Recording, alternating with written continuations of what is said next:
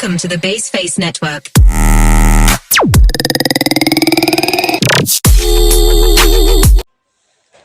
Assalamualaikum warahmatullahi wabarakatuh. My name is Tiara Putri Amrina from Class Management 22 with student ID 224111034. Here I will present in the form of a video about STP, segmenting, targeting, dan positioning. Strategi marketing. Strategi marketing menjadi salah satu elemen yang diperlukan saat menjalankan bisnis. Ada berbagai jenis strategi marketing yang bisa digunakan untuk meningkatkan efektivitas pemasaran bisnis.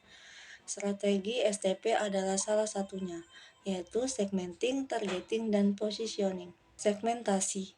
Segmentasi merupakan proses untuk membagi pasar menjadi berdasarkan karakteristik yang spesifik. Dilakukan untuk menentukan target pasar yang tepat dan membuat strategi pemasaran yang lebih efektif, demografi, geografi, perilaku, atau psikografi. Selanjutnya, jenis segmentasi. Demografi adalah cara untuk membagi pasar berdasarkan faktor-faktor seperti usia, jenis kelamin, pendapatan, atau pendidikan.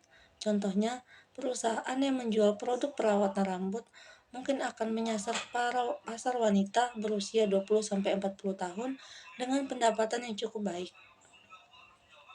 Yang kedua, geografi. Geografi adalah cara untuk membagi pasar berdasarkan lokasi seperti negara, wilayah, atau kota.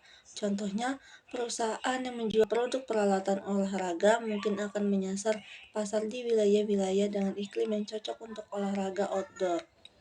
Yang ketiga, perilaku. Perilaku adalah cara untuk membagi pasar berdasarkan pola pembelian atau preferensi produk. Contohnya, perusahaan yang menjual produk makanan kesehatan mungkin akan menyasar pasar yang memiliki pola pembelian yang lebih baik untuk produk makanan kesehatan.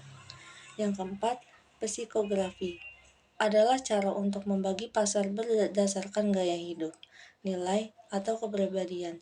Contohnya, perusahaan yang menjual produk fashion mungkin akan menyasar pasar yang memiliki gaya hidup yang lebih mewah dan menyukai produk-produk berkualitas tinggi geografik. Kemudian, apa saja syarat melakukan segmentasi pasar? Yang pertama, syaratnya segmentasi harus bisa diukur. Yang kedua, segmentasi harus logis untuk bisa dijalankan. Yang ketiga, harus ada target segmentasi yang bisa dicapai. Yang keempat, pasar heterogen dan target luas. Manfaat melakukan segmentasi pasar. Yang pertama, gagasan pemasaran menjadi lebih luas dengan melakukan segmentasi pasar.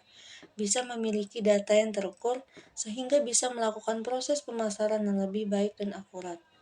Yang kedua, lebih mudah mengatur produk, bisa mengatur produk sesuai dengan segmentasi yang ditargetkan sehingga meminimalisir menyimpan produk yang memiliki permintaan yang rendah. Yang ketiga, menentukan perbandingan antar pasar dengan mengelompokkan jenis konsumen, memudahkan perbandingan jenis atau segmen kelompok mana yang lebih banyak dalam membeli produk. Proses segmentasi pasar. Yang pertama, survei stage. Proses segmentasi pasar yang pertama, survei stage. Proses survei, wawancara, angkat saran, dan minat masyarakat agar memiliki data awal terkait market. Yang kedua, analisis stage. Analisis ini tahap menganalisa untuk mengetahui alasan-alasan munculnya sikap dan motivasi konsumen. Yang ketiga, profiling stage. Tahap identifikasi kelompok konsumen. Targeting merupakan proses pemilihan segmen yang tepat untuk dituju dengan kampanye pemasaran yang sesuai, bertujuan untuk memastikan bahwa promosi diterima oleh audiens yang mungkin tertarik dan memiliki kemungkinan terbesar untuk membeli produk atau layanan. Melibatkan analisis demografi, perilaku, dan lokasi konsumen. Potensial untuk menentukan segmentasi pasar yang tepat sehingga bisa menyesuaikan strategi pemasaran, konten, dan kanal pemasaran untuk mencapai audiens yang dipilih. Jenis targeting. Yang pertama ada demografi. Demografi ini menargetkan audiens berdasarkan faktor demografi seperti usia, jenis kelamin, pendapatan, dan lokasi geografis. Yang ketiga, psikografi. Ini menargetkan audiens berdasarkan tipe kepribadian, gaya hidup, nilai, dan minat. Kemudian perilaku. Perilaku ini menargetkan audiens berdasarkan perilaku belanja seperti frekuensi membeli, produk yang dibeli. Kemudian ada konteks, menargetkan audiens berdasarkan situasi atau konteks saat melihat iklan seperti saat berpergian atau menggunakan perangkat mobile. Selanjutnya teknologi. Teknologi menargetkan audiens berdasarkan perangkat dan teknologi yang mereka gunakan, seperti smartphone atau komputer.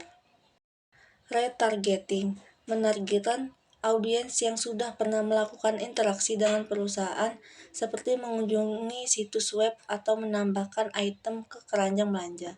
Segmentasi pasar vertikal menargetkan audiens dalam segmen pasar tertentu seperti konsumen, senior, atau ibu rumah tangga. Yang terakhir, persona. Persona menargetkan audiens berdasarkan profil konsumen yang dibuat berdasarkan data dan analisis. Tahapan targeting. Pemilihan pasar sasaran. Proses ini melibatkan pemilihan segmen pasar yang akan difokuskan oleh perusahaan dan produk atau jasa yang akan ditawarkan. Yang kedua, strategi pemasaran. Setelah pasar sasaran dipilih, perusahaan dapat mengembangkan strategi pemasaran yang tepat untuk memenuhi kebutuhan dan keinginan pasar sasaran. Ini melibatkan posisi produk, harga, promosi, dan saluran distribusi. Ketiga, ada implementasi dan evaluasi. Dalam tahap ini, perusahaan melaksanakan strategi pemasaran yang dikembangkan dan melakukan evaluasi untuk menentukan efektivitasnya. Jika diperlukan, perusahaan dapat memodifikasi strategi pemasaran untuk mencapai hasil yang lebih baik. Kemudian ada positioning. Positioning merupakan proses memperkenalkan dan memperkuat persepsi produk atau merek dalam benak konsumen melalui target pasar dan penciptaan strategi pemasaran yang unik dan menonjol. Bertujuannya untuk membedakan produk atau merek dari pesaing dan membentuk kesadaran merek serta preferensi dalam pikiran konsumen, melibatkan pemetaan produk terhadap produk pesaing dan membuat perbedaan yang jelas antara produk perusahaan dan produk pesaing. Contohnya, memposisikan produk dengan harga terjangkau, kualitas terbaik, atau fitur unik. Strategi ini bisa dilakukan melalui berbagai kanal pemasaran seperti iklan, promosi, dan perilaku pembelian. Tujuan dan strategi positioning. Tujuan positioning yang pertama memastikan produk memiliki identitas yang kuat dan unik. Yang kedua, membuat produk mudah dikenali dan diingat oleh pelanggan. Yang ketiga, membuat produk lebih menarik bagi pelanggan. That's all my explanation. I end with wassalamualaikum warahmatullahi wabarakatuh.